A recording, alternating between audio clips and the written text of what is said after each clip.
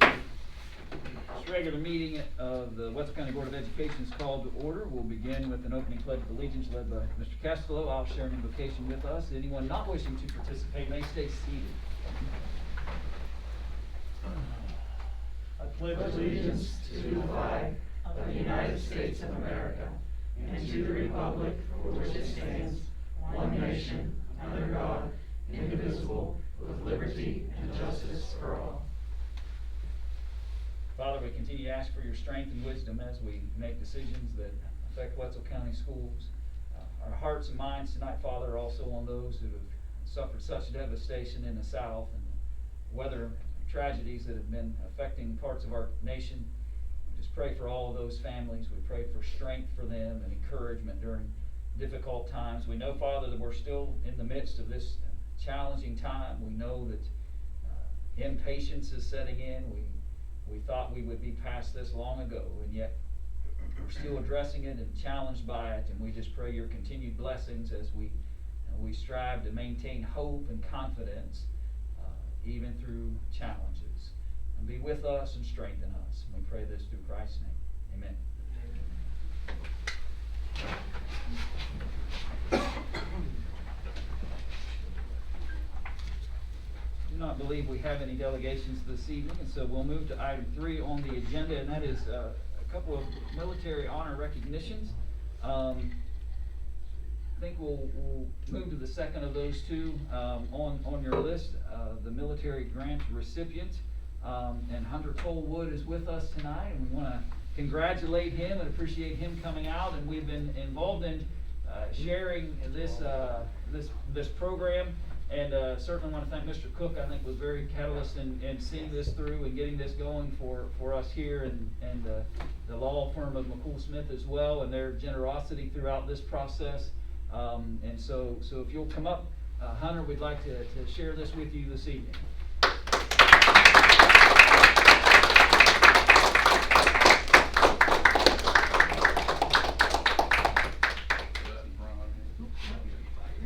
Somebody want to take a picture somewhere? Yeah. Hang on there 1 second. I'll jump in there too.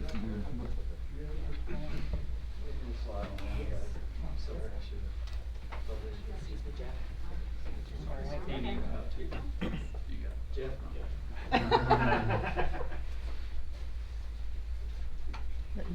Tim, you stand right there and drop it.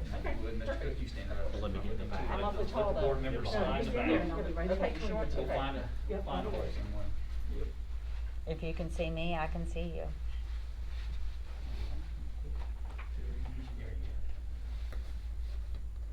Oh, nice. Okay. Military formation. 1, 2, 3. 1, 2, 3. Thank you. Congratulations. Congratulations.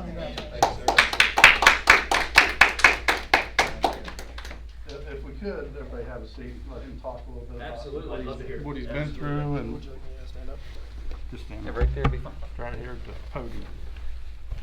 Be the head honcho. Don't try to cash that check right there.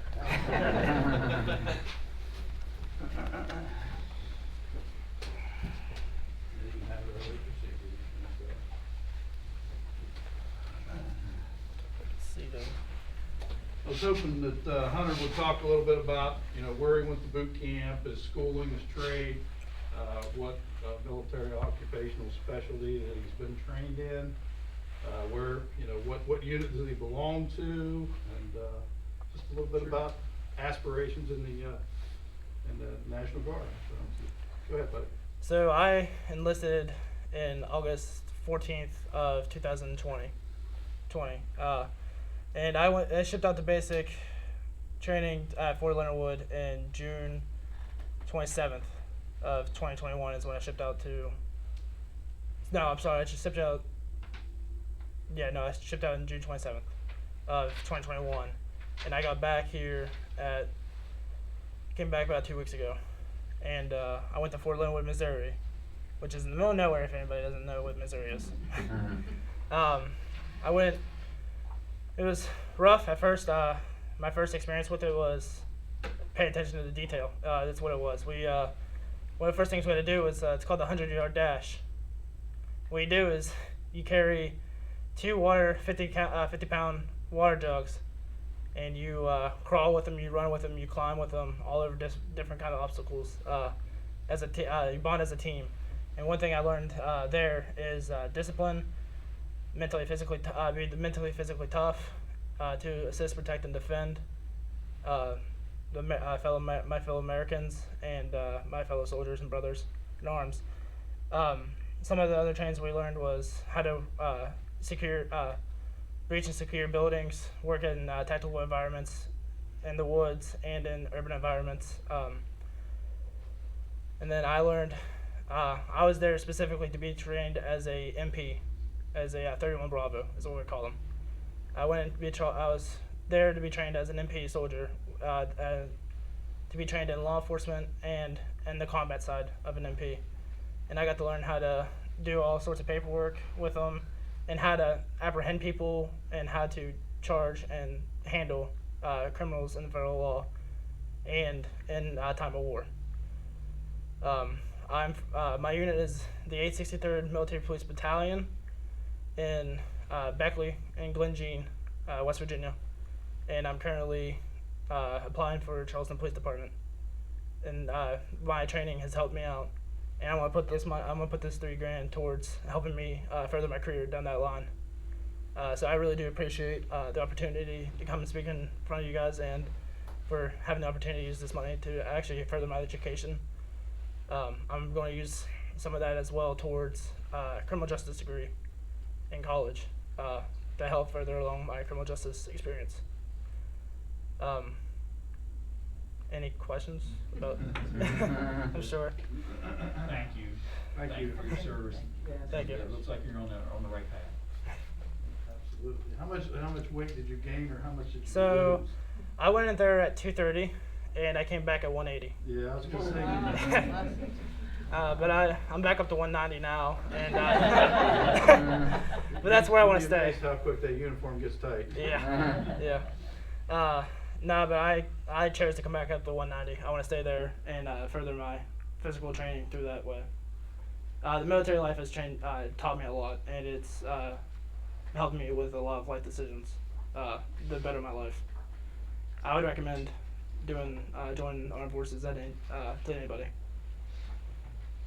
Hunter, I just can't, it's always amazing to me that people are willing to put themselves through what you just described, and to put themselves in harm's way in order to protect the citizens, and their fellow citizens. And I'm so proud of you. You're a hometown boy, Valley graduate. I'm proud of you for taking on this responsibility for protecting and serving.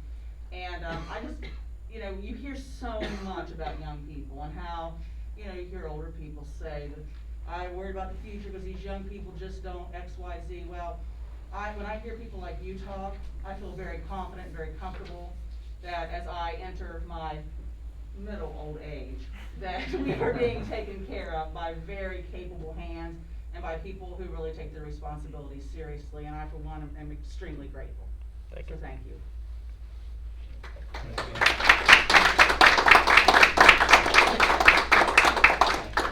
Thanks, bud. Appreciate you. Charles. Do we want to hold this? If he walks in, I would like to. Okay. I don't know, maybe he got confused because we've had some 6:30 meetings, Okay. some meetings. I can come back. Yeah, I'll come back to that. Wait till lunch. yeah. Okay. I'll wait, and if he comes in, we'll do that. Right. If we need to move it forward, we'll. Okay. We have one other honor that we'll hold for now and potentially come back to before the evening is over. But the next item on the agenda then is the superintendent's information. Yes, thank you, Mr. Price.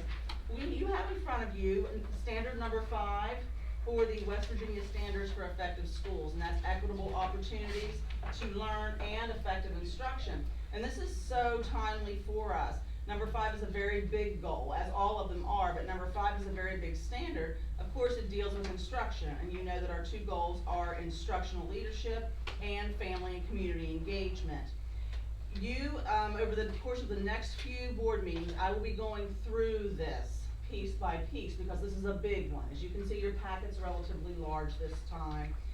So what I will do today is do a review and go over the 3 components of this particular standard and just some bullet points that are presented to you underneath that, in that chart. And then the next meeting, if you would bring this back with you, we will start going through each piece of this so that we will have a firm understanding of standard number 5. You'll see that it really incorporates a lot.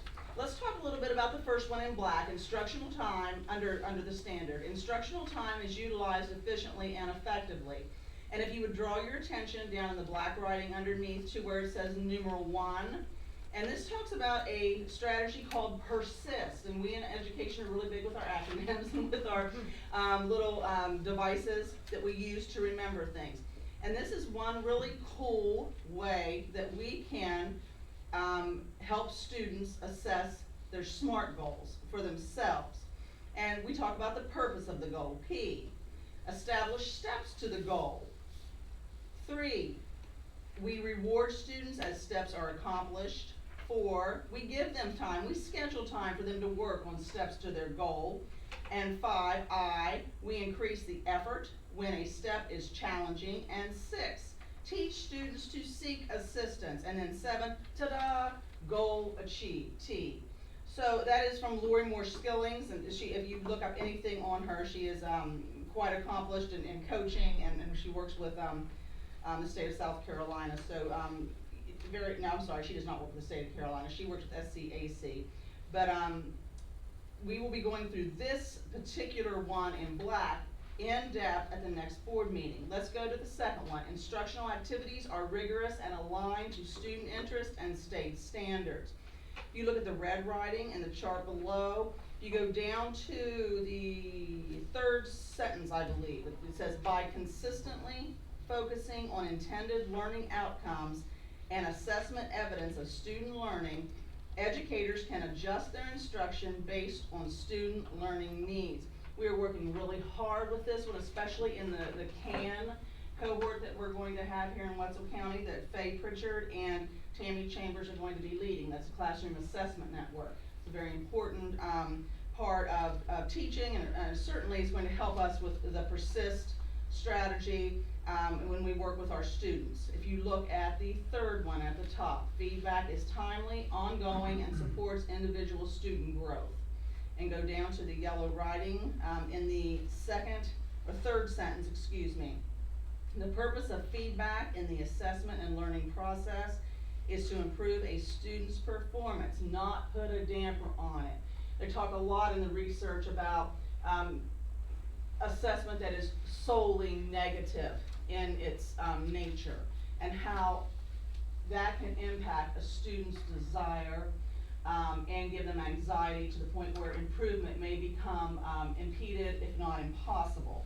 So if you look at the, I think it's the last sentence, instructors have the distinct responsibility to nurture a student's learning and to provide feedback in such a manner that the student does not leave the classroom feeling defeated. And that's a real shift for someone my age, because when I came up through, you just gave the old honest X and made it, gave it to the kid, and that was it, and it was done.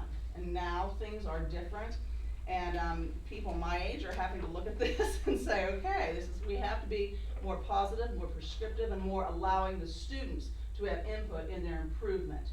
And assessment then becomes a tool instead of an end-all, beat-all. And that is what comes out of the University of South Carolina.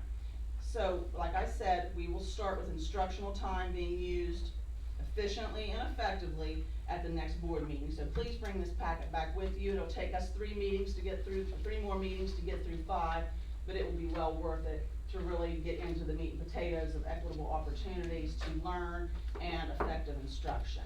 So that is that.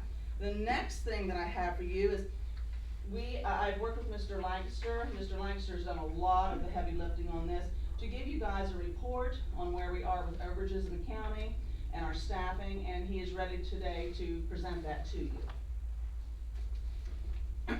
First off, if you don't mind, pass this around. Before I say anything, a snapshot of where we are today is not really possible, because there's so much that goes into that number, you really get, when you wanna know how many you are over the formula, I guess, yes, I don't wanna say it's not possible, but it's a whole lot of legwork that I don't have access to everything to come up with that. They do this based on, second month's numbers. So there's a whole lot of work that goes into the certified list. Mr. Cook and I do a lot of work on with that. His secretary Joanna Felez and Debbie Talkington to come up with what what's our current status of personnel as of the second month. And then there's also a whole lot of work that goes into what's our student count. And so you get a snapshot on that day, on the second month, that tells you, you have X number of students, we're gonna fund you X number of professional positions and X number of service positions based on that. I can't look at a position and tell you that, well, that person's unfunded. I can in certain instances. I'm one of them. The treasurer position is not funded by the state aid funding formula. But in most cases, I can't tell you this person's in the formula, this person's under. I can tell you a number, that this is how many people we are over. I can't tell you that we have X number of English teachers over the formula. It doesn't work like that. There's this many students, we'll fund this many teachers for this many students, and then they come up with a number. So what you're looking at is our enrollment trends, our enrollment history. And you've seen it before, it's disturbing. The state of West Virginia looks very similar to that. People leave this state and people leave this county. So it's, to see this in front of you, and you look since, let's say, approximately 2004 to 2021, we lost 1,000 kids. 1,000 kids since 2004. So when that happens, even if we maintained our staffing level, our number over the formula is going to grow because they're sending us less money. So we're over the formula by more people just because of the way this graph is going. So this is the biggest factor on us being over the formula. Obviously, you know, the number of small schools that we have, of what we have to staff to keep those operating, that's your other factor, but it's all related to this. I want to pass this out. If you don't mind. I've got more than I need there, but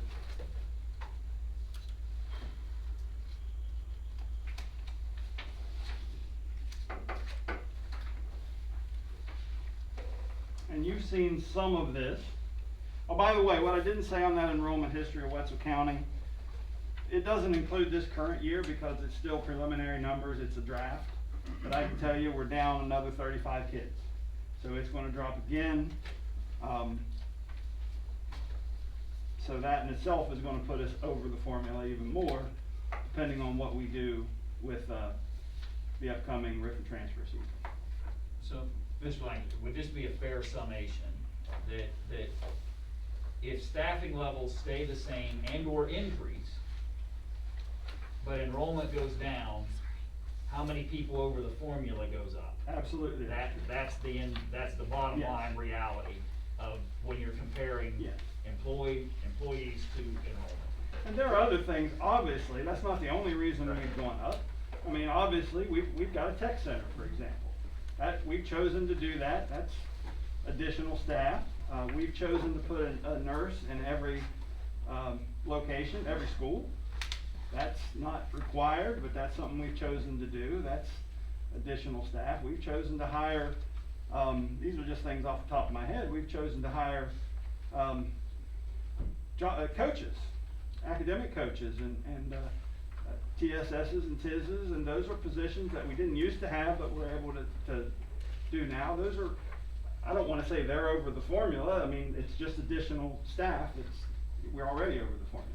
And yes, back in the day, we tried to cut that number down to as close to 0 as we could. We were normally under 10. It was very common, but our goal every staffing year, because we didn't have a choice, because we didn't sit on top of the largest oil and gas reserve one of the largest in the world. So we didn't have a choice. If we were going to operate the schools that we were operating, we had to cut down to those numbers because we couldn't afford it. And what I'm about to show you is what we are affording and why we're able to do what we're doing, but what that means financially to us. So what you're seeing there on the first page is our professional personnel over the formula. Again, you've seen this before. I bring it up to you at budget time every year. We are, I'm gonna take this back so I can talk. We are, this is based on our last completed year. So again, everything else is a draft right now. So our last school year, we were 93.23 positions, professional positions over the funding formula. And as a ratio to our enrollment, we're by far and away the #1 county as far as having the number of people over the formula for our size. But we're able to do that and also bring a surplus to the board, so that's the positive. We're bringing also some of the larger surpluses we've seen here. So, but we were 93.23 professionals over the formula.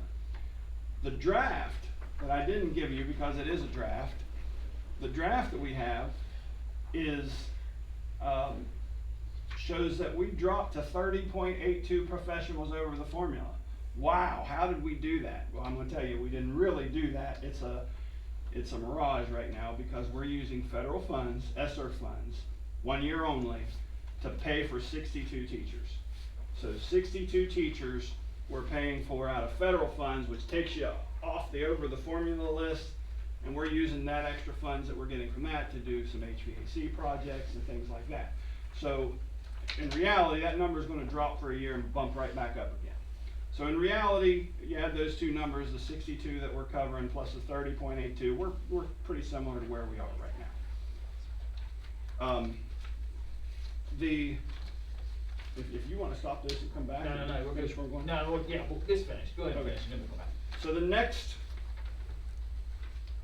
2 pages later, you'll see service personnel over the formula and where we rank. And we are 77.97, almost 78 service personnel positions over the funding formula the last completed year that we have data available. So again, by far and away, #1 in relationship to the number of personnel that we have. The draft number over the formula is 82.13. So again, we're not funding service personnel positions out of the ESSER funds, just 62 teachers. So that number actually went up a little bit. And again, unless we cut several people, if our enrollment goes down, that number's going to go up.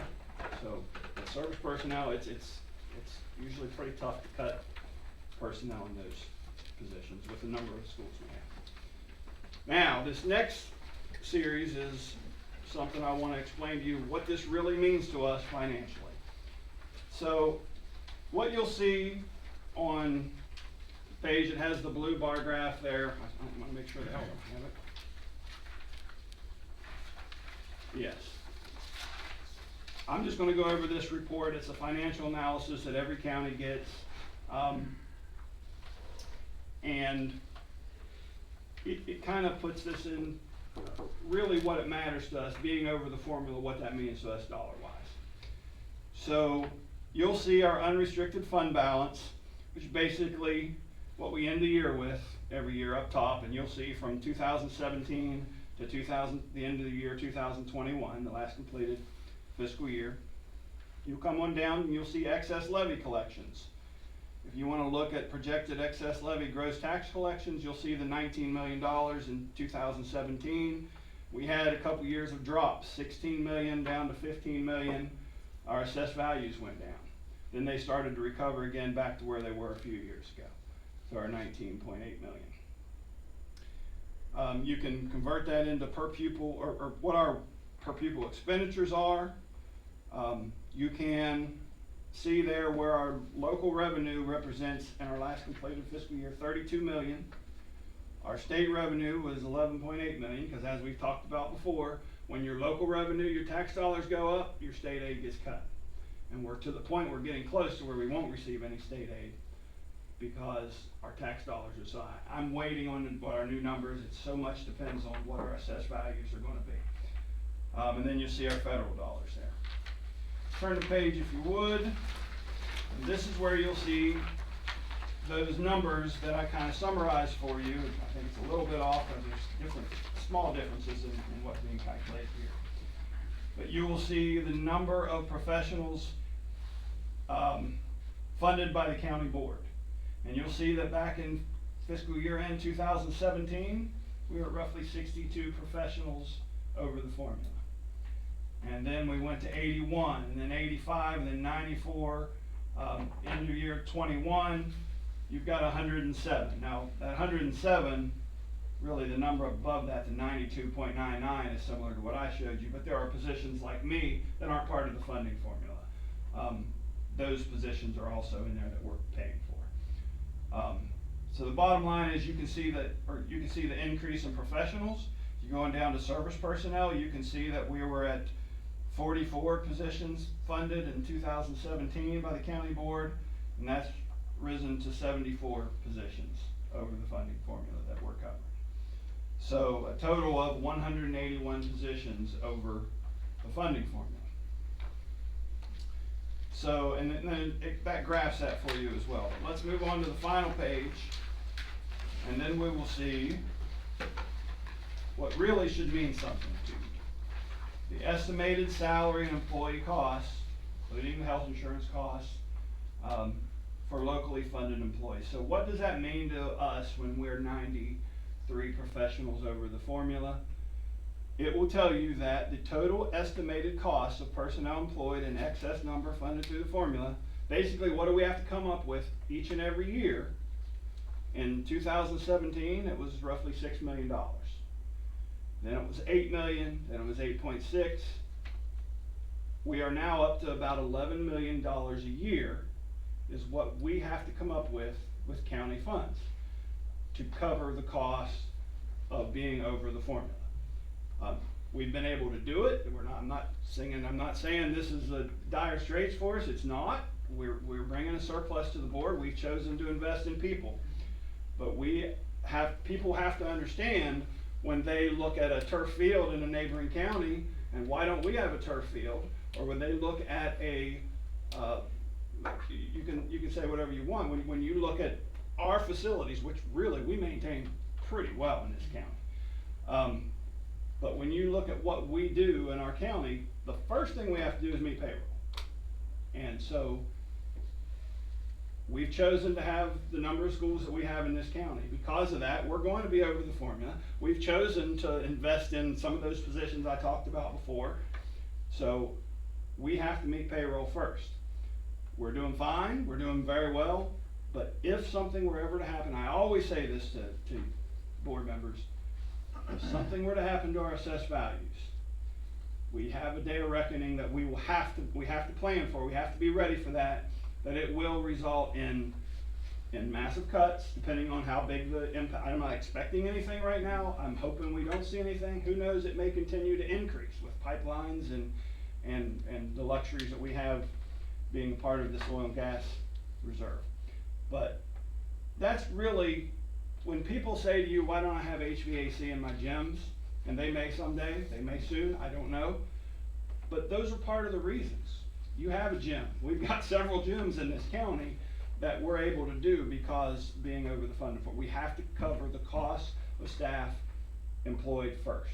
So to the tune of $11 million a year, that has to come out of the budget first.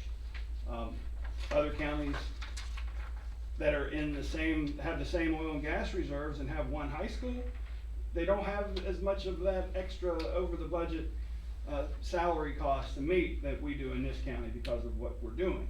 So again, we're able to do it.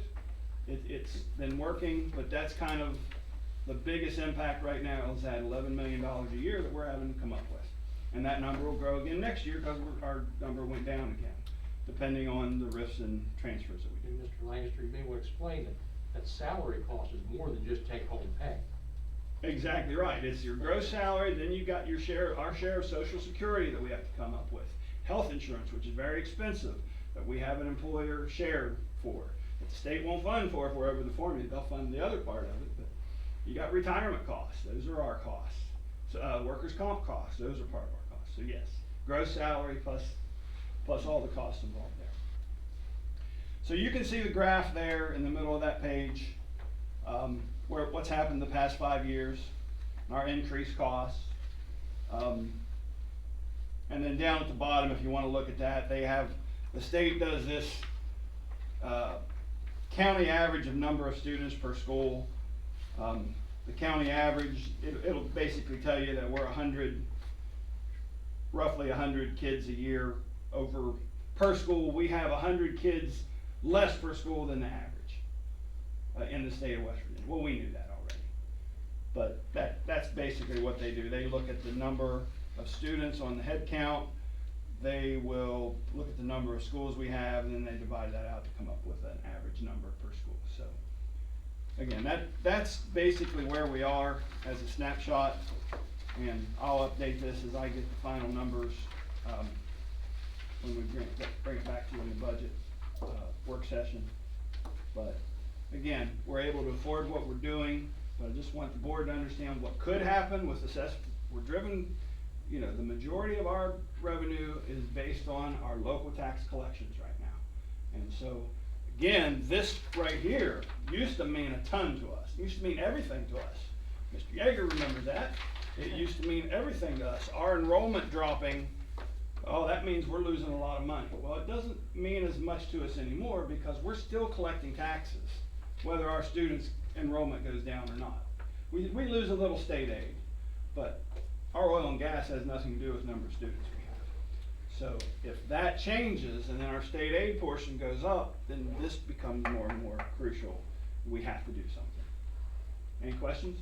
Yeah, so even if our student enrollment keeps going down and we don't hire anybody more, it's still gonna look like we're over because we have less students, correct? Correct. Yes. Yeah, I hadn't looked at that. Thank you. Okay. Mr. Lancaster, thank you very much. You're welcome. President Price, that's all I have at this time. Okay. I would like to come back to one other item on our agenda. We have with us, I believe, Andrew Heil is with us, and he has received a Senate nomination for the United States Air Force Academy. They don't just hand those out, and that's a tremendous accomplishment, and we're excited for you, and we wanted to honor you and recognize you tonight. And so if you'll come forward, we have the certificate for you, and just as well as you all want to come out board, if you're going to follow us out here, and we'll do another snapshot.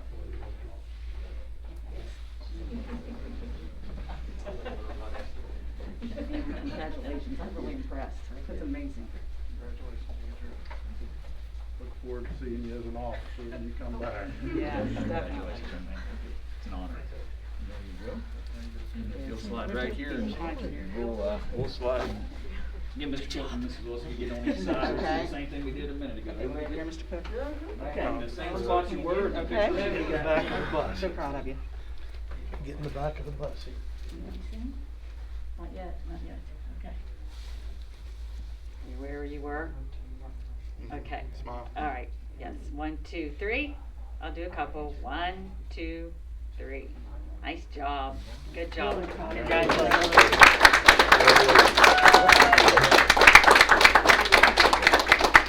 Andrew, if you'd stay up here just a few minutes and once everybody gets seated, talk to us a little bit about what this process entails, because we had a lot of questions about this before you came in. Being as, I don't think anyone here has ever dreamt of being appointed to such a prestigious honor, none of us can really speak to what you had to go through to get this and what the whole process entails. So if you don't mind and you would share that with us, that would help us a lot. Of course. So, And you can take this off if you need. Oh, okay. Well, so far, just applying for the Senate nomination, through Senator Manchin's office. It's just like applying to a college or to anything kind of important like that. Pretty much just asked, obviously my GPA and my test scores and all my academic records. But then there was a lot more personal questions with that, like why do I want to do this? So for me, I just want to be part of something bigger than myself, and I really do just want to do something good and serve my country through that. And then obviously once I got through the basic application, I had to do an interview with members of his staff who are all former or current service personnel. So I do an interview through that, and then after that, it was probably a 3 or 4 week wait until I got the call that I got nominated. So real exciting. And then after this, I still I've submitted my candidate kit, which is just what they call the application. They just like to call it that. And then I still have to do a physical assessment and a medical assessment, and I think a couple rounds of interviews. Once I get through that, so that's what I got in front of me. How old are you? I'm 17. 17. I think it's amazing the amount of responsibility you've taken as a 17-year-old to get to the point where you've gotten. And the fact that I told another young man who was just here, who came back from training, the fact that you are willing at your young age to put your life and your family and everybody on the line, you know, so you can go, like you said, do something bigger than yourself and be part of that. That's quite a mature stance to be taken as 17 years old. And I, for one, as a 58-year-old woman, am very grateful that someone like you exists in this world, and we're so proud to have you from Wetzel County. Absolutely. Thank you. Thank you very much.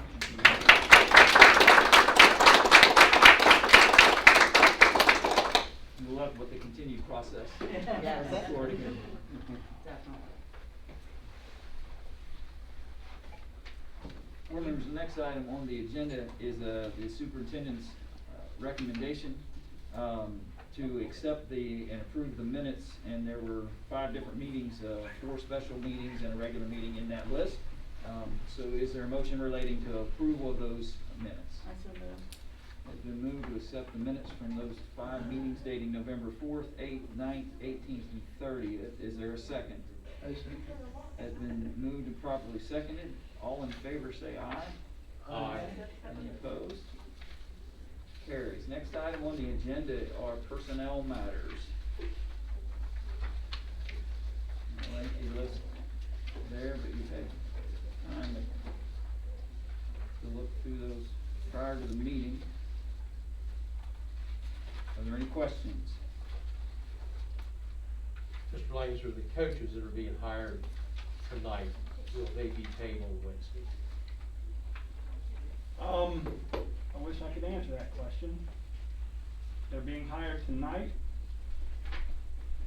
I'm not sure if they came up, that payroll's been run, obviously. I'm not sure if they were on what was sent up from personnel or not at this point. I can check. Winter sports receive their first pay in December, and then they get their second pay at the conclusion of the season. So these people would have to wait till March. Yeah, most likely that's the case. I'd have to check and see what was sent up from personnel, but that's typically, we pay half of the salary after half of the season has been completed, and then the other half at the end of the season. I'll check on that. And if that's the case, can there be an exception? Well, there could be an exception if somebody tells me there's an exception. All right. As far as exception to pay them on Wednesday, it's gonna be a little tougher. but- Well, I didn't figure it out. I figured that couldn't happen. And just to be clear on what you're asking, I'm not sure what you're asking. Well, there's anybody on here who's being employed as a winter coach or events coordinator, or that would receive their first half pay. And I know this because my wife is an events coordinator. She'll receive her first half pay on Wednesday. Okay. If you're being hired tonight, you're not gonna receive that. Yeah. But then you wouldn't receive your entire salary in March sometime, so it's quite a. We typically don't pay in advance because you're That's not right. really allowed to pay in advance of services being performed. But, I mean, it's something we can talk about. I mean, You understand what I do. So you're saying maybe after they have served half of their time, then we Well, give them their half? Because we can't. yes, I understand what you're saying. Right. So they would get one, let's say, the scenario, and maybe what you're saying is they would get one in between now and March for their first half. If they could and then receive, March for their last. payment, say the 15th of January. Okay. That would, they've been in work approximately a month. That would be for most of them, roughly half their season. And that way, what you're saying is they wouldn't have to wait until March to. March to get it. Okay, I understand.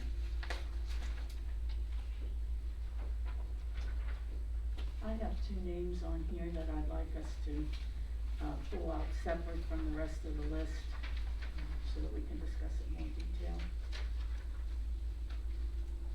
Those would be Would that be executive session? yes, it would have to be an executive session. I make a motion that we take the two positions, the head baseball coach at Hayden City High School and the special education nurse job at the county office, be pulled out separately from the full list, so we can discuss it in executive session. I'll second. Is that a motion to sever these from the list, or is that a motion to go into executive session? I guess I did both together, I guess. You can't, You can't do both. you can't do Okay, both so of then them together. I'll make the motion that we sever them from the list. Okay, and is that what you're seconding? Mr. I'll Diaz? second that. All right, so that's been motioned and seconded. All in favor of severing those two from the list, say aye. Aye. Any opposed? And I would be opposed. But it has been approved, though, that we sever those. So let's continue then with the main list, then those two now have been severed. Are there any other questions, generic questions that could be asked about the rest of the personnel list before we move on recommendation? Mr. President, I move that we go into executive session to discuss personnel matter. Okay, we want to do that before we approve the Yes. other, okay. I second that. Has been moved and properly seconded to go into executive session to discuss those personnel matters. All in favor say aye. Aye. Any opposed? We are in executive session at 6:42.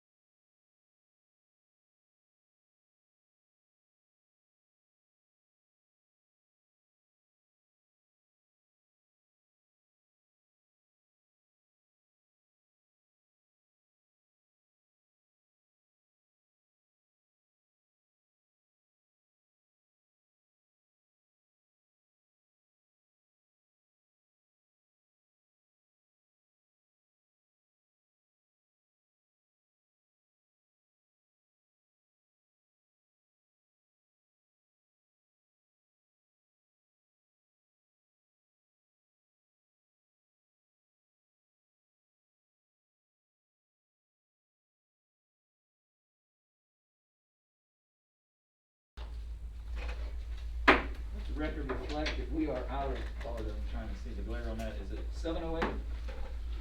We Yes. are out of executive session at 7:08. We are still on personnel matters on our agenda. It had been prior to the executive session. It was moved and approved to sever from the entire list Paulie Barkus III for approval of head varsity baseball coach, and James Kimball for Director of Special Education and Nurses at the county office. So since that had been approved to do that, I'm gonna take those two first. And so is there a motion as it relates to those two personnel matters this evening? Mr. President, I move that we accept the recommendation of the superintendent for the employment of James C. Kimball for change in assignment from Principal at Valley High School to Director of Special Education Nurses at the county office effective January 3rd, 2022. And for the approval for employment as head varsity baseball coach at Payton City High School effective at the beginning of the 2021-2022 WVSSAC season for Paul E. Barkus III. I'll second that. Has been moved and properly seconded. Any questions relating to procedural matters? Is it not hearing any? All in favor say aye. Aye. Any opposed? Motion carries. The next item then is to the rest of that list of employees. Are there any other questions or needs as it relates to those recommendations from the superintendent as it relates to personnel matters? Not hearing any questions, is there a motion? I so move. It has been moved to accept the rest of the recommendations from the superintendent as it relates to personnel matters. Is there a second? I'll second. Has been moved and properly seconded. All in favor, if there are no questions, sorry. All in favor say aye. Aye. Any opposed? Motion carries. The next item on the agenda is a discipline and potential, or discussion action, sorry, I didn't wear my glasses tonight. Discussion action on superintendent's recommendation to terminate an employee's coaching contract of employment. Do we need to discuss that, Mrs. Wells? Is that still on the table tonight? It's still on the table tonight, sir. Okay, then I would move that we go back into executive session to discuss this recommendation to terminate employee's coaching contract of employment. I'll second.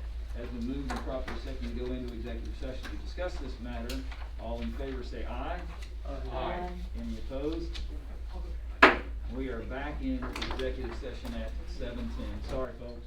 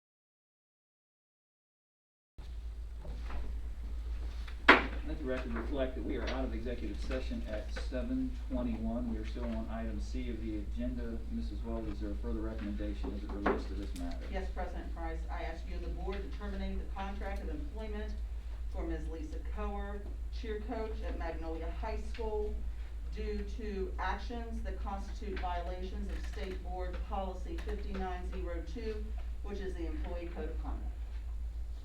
Board members, is there a motion? I'm so moved. It's been moved to accept that superintendent's recommendation. Is there a second? I'll second. It's been moved and properly seconded. Any questions? Not hearing any. All in favor of approving the superintendent's recommendation, say aye. Aye. Any opposed? Motion carries. Next item on the agenda tonight is letter D. If you're looking at your agenda, it is routine matters. There are several routine matters and requests that are listed there, and again, we probably sound like a broken record. I know Mr. Yeager and I both, and I think Mr. Farner too, at times past, and all of us maybe, but always, when we see these volunteer lists, we are depending on school level scrutiny when it comes to that, because there's always challenges, and I would like to just thank the principals, number one, because that's a lot of work to have to try to sort through those lists of chaperones and volunteers, but would also just like to remind them that it is an important aspect of safeguarding our students. And so if we have folks that are working, volunteering their time with our students, it's important to make sure they're on one of these lists from each of the schools. And again, I appreciate the work of the principals to see to that for us. Board members, do you have any other questions that relates to any of those routine matters? Yeah, and I know that sometimes things get omitted but if something is found out later on down, that we certainly, the principals will let you all know. Yes, sir. And then so we make sure that person is no longer chaperoned. Of course, yes. Any other questions or comments about the routine matters? Not hearing any, then, is there a motion as it relates to the routine matters? Mr. Price, I recommend that we approve all the routine matters, chaperones and everything that are listed there. Has been- Sorry, a second? It has been moved and properly seconded to accept the routine matters as recommended by the superintendent. Again, any questions? All in favor say aye. Aye. Any opposed? Motion carries. Next item on the agenda is treasurer's report. Mr. Mike, is there anything extra that we need to consider with you tonight? I think there was something you shared with us. Yes, I'm asking for approval for payment of bills for the month of November, which you have. I'm also asking for approval for the following supplements to the budget. There is the COVID Emergency Response Health Crisis Grant, which is where we pay the COVID Secretary, Tracy Lloyd. There is a Title I School Improvement Grant, the next year of those funds for Shortline School, in the amount of $182,202. There is a backpack grant, non-traditional hunger solutions grant to help with some feeding of those kids, in the amount of $23,171 and some change. There is an esports grant through the state's CTE program of $2,300 split evenly between Payton City High School and Magnolia High School. And there is a Teacher of the Year grant for Craig Mason, receives $300 for being the county Teacher of the Year to put some supplies in his classroom for the county Teacher of the Year. And then finally, there's a grant here for high cost, high acuity reimbursement. There's a federal portion and a state portion that amounts to $139,202. And I do want to appreciate the work that Christy Shriver puts into that grant. It's something I used to do early on in my career, and then I do it in coordination with the special education department. And Christy and I would do it together, and next thing you know, Christy's just off and running with it, and that brings in $139,000. Not every county even applies for this. These are for those students that individually cost us over approximately $38,000, high-cost students, so we can get a reimbursement of that. And so she's done a nice job with that, and those funds will get supplemented to the special ed department and help free up some county funds. That's all I have. Thank you. Mr. Lancaster, I just wanna say that when I was first elected to the board and I went to Charleston for the training, the last session I sat through was an hour and a half of them describing how they break down the formula for how much each county receives. Yes. I was the only one from Wetzel County that attended that one. I had such a headache when I left. At one point, it just kinda sounded like the teacher from Peanuts, because it just was beyond what I could comprehend. Yes. I wanna thank you for everything you do. Thank you so much. Thank you for the reports that you did for us earlier, and for all of this. Thank you, I appreciate that. And your staff. Yes. And your staff, Thank you. yes. Mrs. Cooley, when we had to watch it on a video, I was the same way, glazed over after we watched it. Me too, cause I sat You in really it. sat in on it, that's right. Who would wanna do that for a living? I have no idea. Any other questions as relates to the treasurer's report? I move that the treasurer's report be approved. Has been moved, is there a second? I will happily second. It's been moved and properly seconded. Again, any questions? Not hearing any, all in favor say aye. Aye. Any opposed? Motion carries. The next item on the agenda is the West Virginia Board of Education Policy 5309, the County Superintendent's Performance Evaluation. State laws changed a little bit, and basically they're requiring us to approve a method of evaluating the superintendent. That had been done in the past. They kind of had a templated thing. To give a summation of that, they've just shrunk it. Yes. It's basically the same. They've given more flexibility to the county in some ways to throw its own criteria, portion of that. And so all we're asking tonight, board, is that if I'm, and correct me if I'm wrong, Mrs. Well, but I think all we're looking for here is just approval that we're going to use the state's template That's all. in the process. And that'll go to the state board, they'll approve it, and they're just asking that we get this done so that, cause they wanna get it all set, because this technically takes place next school year. So they want them all approved by the state board by June, and then they had some deadlines as it relates to making sure they got all that right. We're not doing anything to this at all, we're just accepting this as it is. That is correct. We're just approving that we're using the state template, Okay. as our model, rather than, cause if we tried to design our own, then we'd have to design it, approve it, send it. They'd say no to this, send it back. If we just accept their template, it's just a. Well, and their template seems a little bit more clear than, Oh, yes, so than much the old better. one and has. There is an improvement. And- What's that? It's an improvement. Oh, definitely. It's an improvement over, that old one was horrible. I'll just say that. I've said it many times. Yeah. The one Are thing I we like allowed- about it is that we put, no. Cause about anything related to superintendent evaluation would have to happen in executive session. And so all matters of evaluation happen in executive session. No, I'm sorry, are we allowed to use this year? I'll have to look into that. I'm not sure whether, we would need approval to use this for this year, because it's technically a next year issue. That's a good question. I will investigate that though, with the help of the Great if we school. could, but I don't know the whole one yet.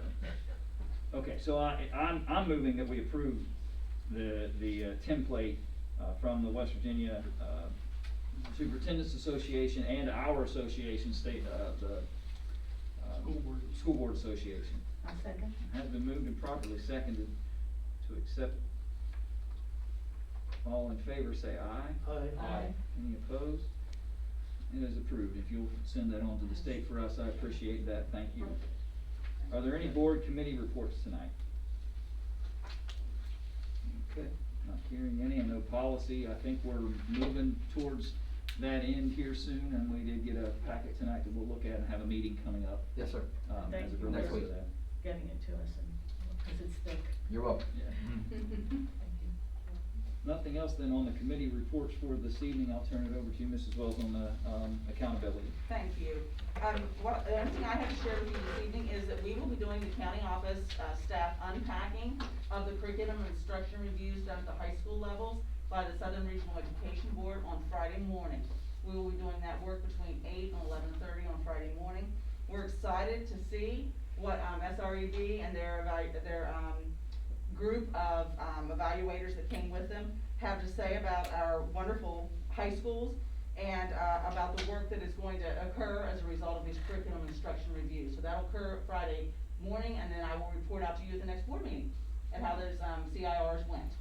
And without further ado, I'll go to my trusty assistant, Mr. Cook.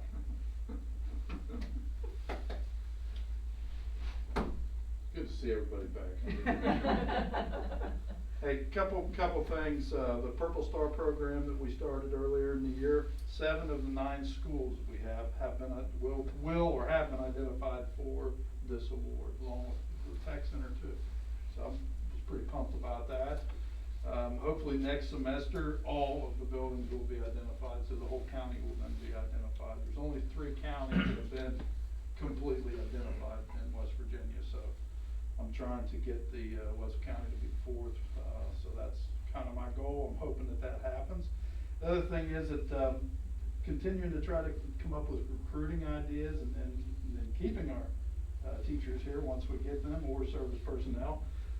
Been working with the business class down in Payne City, and talking about putting up a billboard somewhere in New Martinsville. This class is pretty much taking the bull by the horns. I gave them a few ideas, they gave me some ideas, we collaborated, and they came up with a design. They actually went out and chose where they would like to see the billboard at. I think in January, early January, we're gonna see a billboard up on Route 2, recruiting for substitutes in the county, and it'll be completely designed by Payne City High School in their business class. So they've done a great job at that, and I was impressed with them, and yeah, how much commitment they put to it, and how much they just got into it and went with it, and they've got some other ideas that they've thrown at me too, and they continue to push. So I was impressed with Payne City High School in that endeavor. And I want to thank them publicly for what they've done so far, and I look forward to seeing the end result, design, and then look forward to seeing it on Route 2. And hopefully we get some phone calls. Yeah. And get some input from the locals to help and substitute. That's really all I have at this time. Thank you. Mr. Cook, Mr. Lancaster? I don't need to add anything. Okay. Mr. Farkas? Yes, I have 2 items. A couple of public thank yous to a few companies. The first thing I want to go over is, for the past few months, I've been discussing with some companies about vape detectors. Vaping has become an issue, a substance abuse issue, not only in our county, but also across our nation with students and vaping in schools. So Wheeling Youth Services, who's one of our partners, who works with us past handful of years, they have purchased 54 vape detectors for our county, which was several thousands of dollars, and that was coronavirus relief funds that they had for that purpose as well. So they have been ordered. They were delivered today, I believe. They were delivered on Friday. They were delivered Friday. They were delivered on Friday, and the principals are notifying Mr. McPherson and I exactly where they want those installed. So the plan is they will be installed in January. I would think by the end of January, the cabling will be run and they'll be installed. And once they're installed, we will set up a training with our principals in that company so they understand how to utilize that technology. So basically, in a nutshell, when the detector recognizes vape, it will send a text message to the principal's phone as well as an email. So we're excited about that and very thankful for Wheeling Youth Services for working with us. And the second thank you I want to say is to EQT Corporation, which is headquartered in Pittsburgh. The week before Thanksgiving break, I had a phone call with their president of the Public Foundation, and they have donated $4,000 to our Shop with a Cop program to be used for Christmas presents for some of our underprivileged children. So a thank you to EQT as well. Chief Cecil and Sheriff Coons are very appreciative, as are we. That's all I have. Thank you, Mr. Vargas, that's good news. Mr. McPherson? I actually have nothing but good news today, so I'm happy to say it. So our laptop situation has improved dramatically due to some help from some teachers and also just some blockages somewhere busting loose. We actually have a spare pool right now, which we had not had this whole year. We had just been trying to get ahead of students who had not been issued laptops. We actually have, I think by about 11 o'clock tomorrow, we'll have around 60, which is typically what we like to have, so that when a student's laptop breaks, that we can replace it on the spot. So that's wonderful news.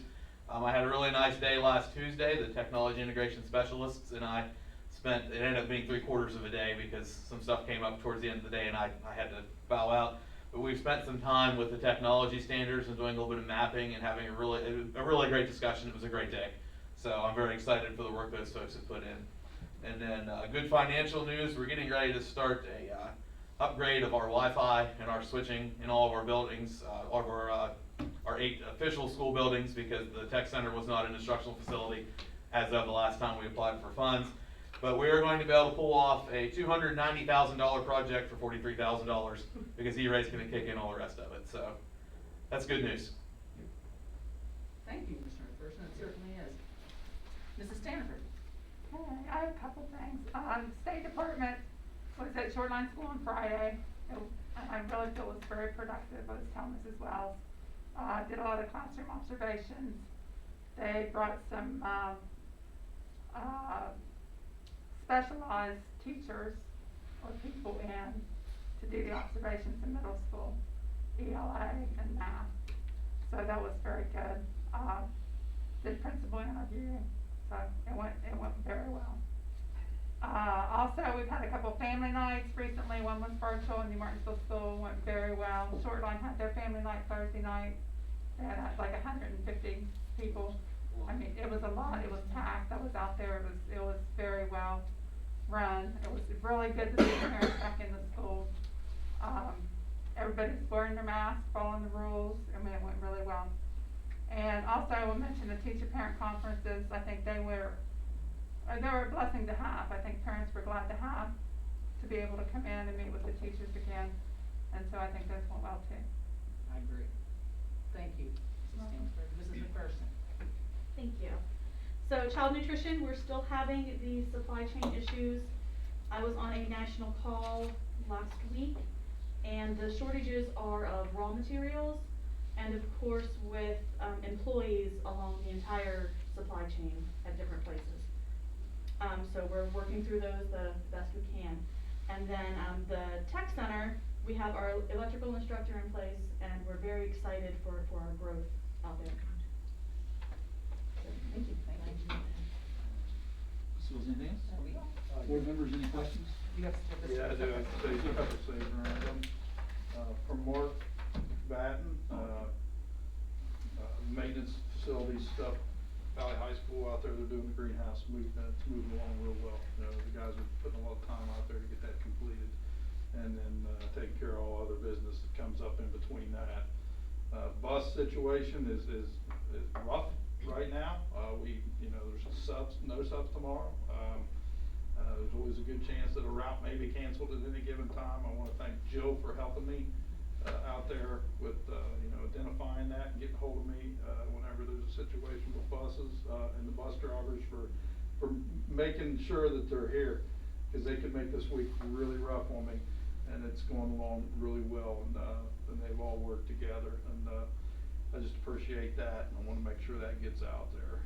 But that's where we are. I'm gonna have a lot of personnel being filling these positions coming up real soon, and I would like that the board would at least consider coming together prior to the next board meeting, preferably like January 3rd. We should be ready to rock and roll with a few of these positions. So that's all I have at this time. Thank you. If you just would reach out and let me know if we've reached a point where we need to call a special session. Let me know. I'm one job away from reach out. Yeah. And just let me know and we'll figure it out. Okay. I did see Mr. Cook with the State Department of Education was, going to try to expedite training for school bus drivers, operators. So if they're driving in Ohio, they already have, they don't have to come over here and go through training.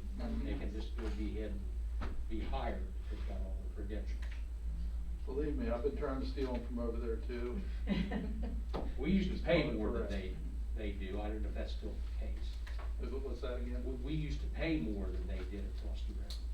Mhm. I would say that's probably still the case. So if you get someone wanna do both, It's just that any sub that you have bus driving is working pretty much every day wherever they are. correct. So, I mean, they're out there. It's hard, it's very hard to find one, that's not working somewhere. And they've been stepping up and helping out in several situations, so. It's tough. I got 3 in the training right now that, hopefully they'll be finishing up here pretty soon and we'll be able to get them out there on the road. Any other questions?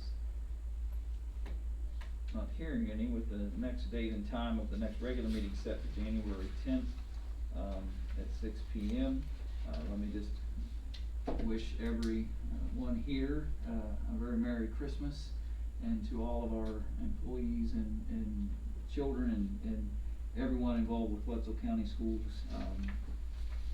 Take the holiday and take a breath, and enjoy your families, and enjoy being.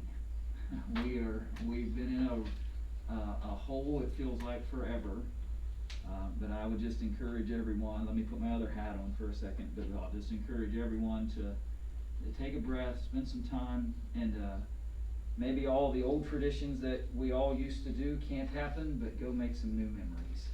And I hope that everybody has a safe and enjoyable break coming up. And with that, I would move for adjournment. I'll second that. Has been moved and properly seconded to adjourn the meeting. All in favor say aye. Aye. Any opposed? We are adjourned. Thank you, everyone.